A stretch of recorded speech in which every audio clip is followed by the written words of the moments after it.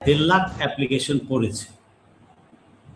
এটা বিশ্বাসযোগ্য না, এটা বাস্তবসম্মত না, এটা আমি বিশ্বাস করি না। এটা একটা ভুয়া তথ্য বাজারে ছড়িয়েছে। আর যদি বলে যে অনলাইনে করেছে এতগুলা, তো অনলাইনে এই 1.5 লাখ লোকের লিস্ট তারা পাবলিশ করুক, তাহলে বুঝবো সত্য কতটা সত্য। এটা লেট দেম পাবলিশ, যত পৃষ্ঠায় হয় তারা পাবলিশ করুক, দেখাক আমাদেরকে। আচ্ছা, ওরা, আমার যেটা বিশ্বাস, ওরা এটা করিয়েছে মানুষকে, এই পারের মানুষকে অ্যাট্রাক্ট করার জন্য। দেখো কত লোক একদিনেই যাওয়ার জন্য প্রস্তুত, অন্যদেরকে অন্যরা যাতে উৎসাহিত হয়, সেই জন্য করেছে এটা। এটা সম্পূর্ণভাবে ভুয়া, এটা কোনোভাবেই বিশ্বাসযোগ্য না, এটা আমি বিশ্বাস করি না। আর যদি ডাটা এন্ট্রি দেখাই যে 1.5 লাখ করেছে, এটা ওদের নিজেদের লোক দিয়ে করানো হয়েছে। এই দেশের এই পারের সেবাদাস যারা আছে এবং কিছু আওয়ামী লীগার, এদেরকে দিয়ে এটা ডাটা ম্যানিপুলেশন করে বা যেভাবেই হোক এটা করানো হয়েছে বা করেছে। তো এটা জাস্ট একটা আরেকটা নাটক। আমি বিশ্বাস করি এটা আরেকটা নাটক, মানুষকে, এই পারের মানুষকে ভুল বোঝানোর জন্য, যাতে অন্যরা যাচ্ছে তুমি যাবা না। হ্যাঁ, আমার দুই দেশের সাথে তো সম্পর্ক দরকার, তোমার সাথে আমার সম্পর্ক দরকার নাই। কারণ 18 মাস তো আমরা তোমাকে ছাড়া চলেছি, এটা তো আমরা প্রমাণ করেছি। এটা বাস্তব সত্য, দিনের আলোর মতো সত্য, যে প্রমাণিত হয়েছে। ভারতের সাথে বরঞ্চ ট্রানজাকশন না হইলে আমাদের অর্থনীতি আরো ভালো থাকবে, আমাদের অবস্থা আরো তাড়াতাড়ি উন্নত হবে, দ্রুত গতিতে উন্নত হবে। বরঞ্চ ওরা তো আমাদের কাছ থেকে শুষে নেয়, ঠকায়, ব্যবসা বাণিজ্য ঠকায়, হ্যাঁ, রদ্দি মাল দেয়। আর তাছাড়া এই দেশের অর্থনীতিকে ওরা পঙ্গু করে দেয় যেভাবেই পারে। ফর্মাল হয়তো বাণিজ্য করে একটা সার্টেন অ্যামাউন্টের, আর ইনফর্মাল বা আরো অন্যান্যভাবে চুরিদারি করে অনেক কিছুই তারা এই দেশের অর্থনীতিকে ক্ষতি করে। আজ পর্যন্ত 56 বছরে কোন ভালো কাজটা ভারত করেছে, কেউ একটা এক্সাম্পল দেখাক যে এইটা তারা খুব দয়ালুভাবে, বন্ধু হিসেবে, প্রতিবেশী হিসেবে আমাদেরকে উদারতা দেখিয়ে সেই কাজটা আমাদের জন্য করেছে। ওরা তো শুধু গত 56 বছর আমাদের কাছ থেকে নিয়েছে আর নিয়েছে। প্রথম লুট করেছে স্বাধীনতার পরপরই 3 মাসের মধ্যে। মেজর জলিলকে কোনো অ্যাওয়ার্ড দেওয়া হয়নি একজন সেক্টর কমান্ডার হওয়া সত্ত্বেও। কেন? এটা আমরা জানি।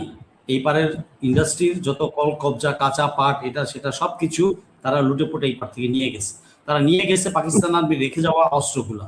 তো এগুলার পরিমাণ তো বিলিয়ন ডলার। এটা সোশ্যাল মিডিয়াতে অনেক আসছে, এগুলো বারবার বলার দরকার নেই, সবাই জানে এবং আজকাল মানুষ সব বোঝে। কারণ চেতনার ভরি আজকাল আর কেউ খায় না। চেতনার ভরি কেউ খাওয়াইতে আসলে তাকে উল্টা খাওয়াইয়া দেয় সেটা। তো অতএব এই সমস্ত বলে লাভ নাই। আর তারা যেটা করেছে, এখন ভিসা ওপেন করেছে, তারা তো বাধ্য হয়ে করেছে, তারা সারেন্ডার করেছে। দেখেছে যে 2 বছরে তাদের অর্থনৈতিকভাবে তারা কতটা ক্ষতিগ্রস্ত হয়েছে।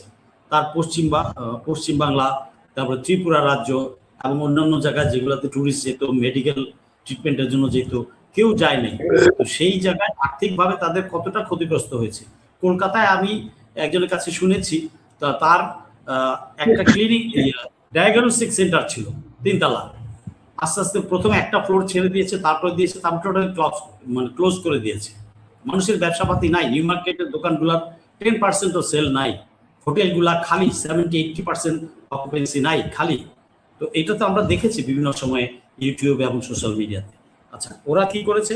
18 মাসে ওরা অর্থনৈতিক লস বিরাট খেয়েছে।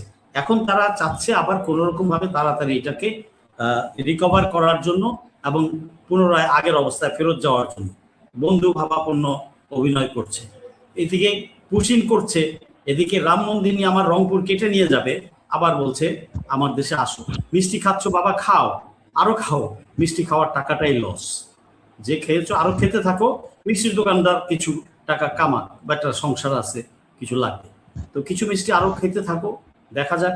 তো এটা 18 মাসে ওরা যে শত্রুতা করেছে, যে প্রপাগান্ডা করেছে এবং এখনো করে যাচ্ছে, পুশিন, রাম মন্দির, এটা সেটা বিভিন্ন ইস্যু নিয়ে ফলস নাটক বানিয়ে, তো এটা তো বন্ধুর পরিচয় হয় কিভাবে? আর সুসম্পর্ক হওয়ার ক্ষেত্র তো তৈরি হয়নি। তো কিভাবে তারা আশা করে যে আমার দেশের লোক যাবে? ওরা যেই লোকগুলা ডাটাটা দেখেছে টোটালটাই ফলস বলেই আমি বিশ্বাস করি, বিন্দু মাত্র সত্য নয়। আচ্ছা, তারপর আসছি আহ, আমার দেশকে তারা বরাবরই অশান্ত করে রাখতে চায় এবং করে রাখতে চাইবে, কারণ তাদের ডিএনএ খারাপ। তাদের ডিএনএ খারাপ, তারা ভালো হবে না কখন। এটা ভালো, কেউ যদি বলে ভালো হবে, প্রতিবেশী প্রতিবেশী কি ফেলে দেওয়া যায়, ওই বেটা সবচেয়ে বড় দালাল। আর প্রতিবেশী কি ফেলে দিতে বলি নাই তো, প্রতিবেশী আছে ওর জায়গায় থাক। আমি বিশ্বে আরো 200+ কান্ট্রি আছে, আমি তাদের সাথে কাজ করব, তার সাথেও দরকার নাই, তার সাথে আমার মোটেও দরকার নাই। এটা তো প্রমাণিত হয়েছে 18 মাসে ইন্টারিম গভর্নমেন্টের সময়।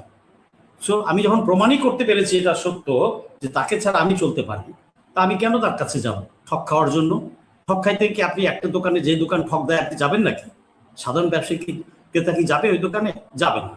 তাহলে তাদের যে চরিত্র, এই চরিত্র, তাদের ডিএনএ, ক্রোমোজোম, জিন, এগুলো কোনোদিনই ভালো হবে না ভাই।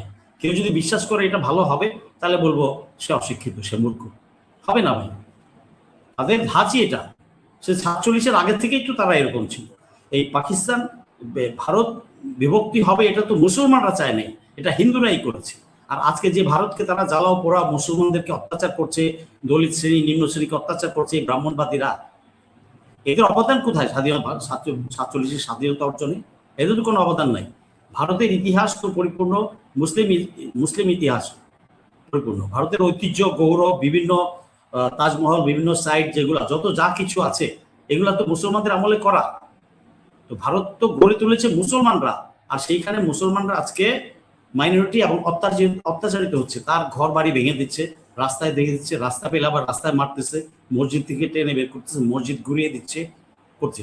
দলিত শ্রেণীকে, যারা নিম্ন বর্ণের হিন্দু ভাইরা আছে, ভাই বোনরা, তাদের ব্যবসায়ী যে কোরবানির সময় আমরা দেখেছি তারা কত কান্নাকাটি, ব্যাংক লোন নিয়েছে 5 লাখ, সে কিভাবে গরু বিক্রি করতে না পারলে কিভাবে দিবে। তো তারা নিজেদেরকেও নিজেরা মারছে। তারা যে একটা রাষ্ট্র হিসেবে ফাংশন করছে না, তো রাষ্ট্র হিসেবে ফাংশন করছে না। এবং ভারত ভাঙ্গার জন্য, ভারত টুকরা টুকরা হওয়ার জন্য ভারত সরকারই দায়ী, অন্য কেউ তাকে খোঁচাতে হবে না। এটা তো ভারতীয় ভাই বোনদেরকে বুঝতে হবে যে ভারত ভালো থাকুক, এটা আমিও চাই। ভারতের সাধারণ জনগণের জন্য আমার মায়া আছে, থাকুক তারা ভালো।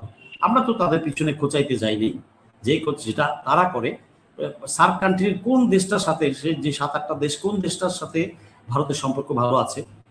ভারতের কোনো বন্ধু আছে এখন এক ইসরায়েল ছাড়া? নাই। পশ্চিমা দুনিয়াতেও নাই, আমেরিকাতেও নাই, মিডল ইস্টেও সেরকম নাই। তো ভারত বিভিন্ন জায়গায় প্রমাণ করেছে, ভারত ইসরায়েলের পক্ষ হয়ে ইসরায়েলের সৈনিক পাঠিয়ে মুসলিমদের হত্যা করেছে, গাজায় হত্যা করেছে। তারা আরেকটা গাজা বাংলাদেশকে দেখতে চায়। তাদের মানসিক তো খারাপ, এটা আমাদের জনগণ বুঝে গেছে এখন। ও কিছু কিছু সাড়ে শয়তান, সাড়ে শয়তান, এরা শুধু বুঝে নেই, এরা বুঝবেও না, কারণ এরা হেদায়েতের বাইরে সম্ভব, আল্লাহর হেদায়েতের বাইরে সম্ভব, আল্লাহ ভালো জানে। তো আমরা তো দেখেছি, আমরা মানুষ হিসেবে দেখে বুঝতে পারি কে কোন ধাঁচে। আচ্ছা, মূলত এরা 5 আগস্টের পরে যে অবৈধগুলো আটকা পড়েছিল, অবৈধ ভারতীয়রা, আমরা বলি না 26 লাখ এবারে কাজ করে, 26 লাখ না, খুব 15-20 লাখ তো হবে। এরাই হয়তো এখন বিপাকে পড়ে যাওয়ার জন্য তাড়াতাড়ি অ্যাপ্লিকেশন করেছে, হতে পারে। মোস্ট প্রবাবলি এটা একটা ফ্যাক্টর যে এই রুটটা অ্যাপ্লাই করেছে। আর কারা করতে পারে? আর কিছু আওয়ামী লীগের কুখ্যাত যারা পালিয়ে গেছে, তাদের যারা এই পারে আত্মীয় স্বজন রয়ে গেছে, তাদের ব্যবসা বাণিজ্য এগুলো দেখভাল করে, তাদের টাকা পয়সা কিছু দেওয়ার জন্য, ওই পারে খাবে কি, খাওয়ার তো টাকা লাগবে, তো ওই টাকা পয়সা দেওয়ার জন্য হয়তো কেউ তাদের অ্যাপ্লাই করেছে। আচ্ছা, আর করেছে কিছু কুখ্যাত আওয়ামী লীগের যারা এখনো মামলার আওতায় আসে নাই, আইনের আওতায় আসে নাই, বাট তারা পাপী, তারা জানে যে আমরা পাপী, কখনো না কখনো ধরা পড়ে যাব, সেই ভয়ে হয়তো তারা পালাচ্ছে। এদের কেউ কেউ একটা বিরাট অংশ হয়তো করেছে, অ্যাপ্লিকেশন করে থাকতে পারে।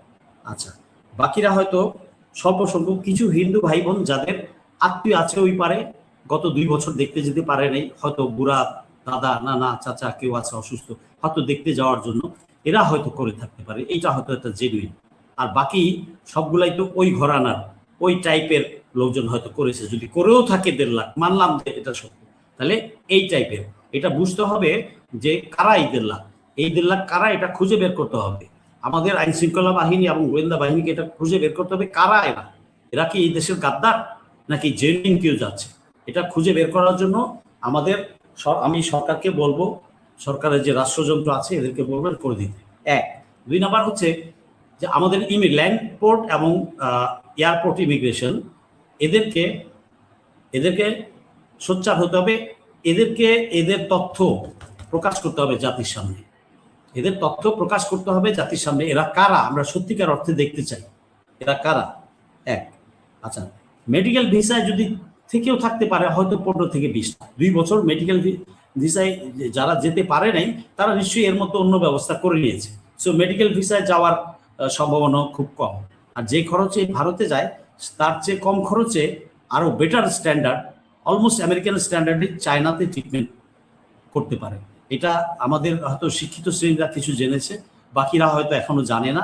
এইটা যদি আরো এটা ফ্লারিশ করে তাহলে কেউ আর ভারতে যাবে না, আর ভারতে যাওয়ার প্রশ্নই উঠে না। ভারত হচ্ছে ধর্ষণের স্বর্গরাজ্য।